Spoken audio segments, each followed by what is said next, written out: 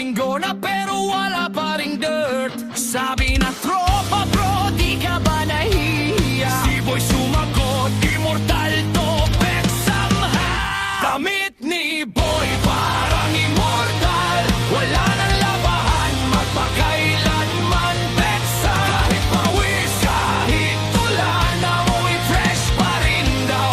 Sabi niya, Swerman! Swer, yeah! Swerman! Swerman! Sa jeep, sa bus, sa call center floor, parehong damit, Monday hanggang Sabado. Supervisor na tanong, iba ka ba ng suot? Si Boy tumawa, immortal to, wag kang mag-doubt. Laundry shop nagprotesta, wala kang ang bad boy sa kita. Pero si Boy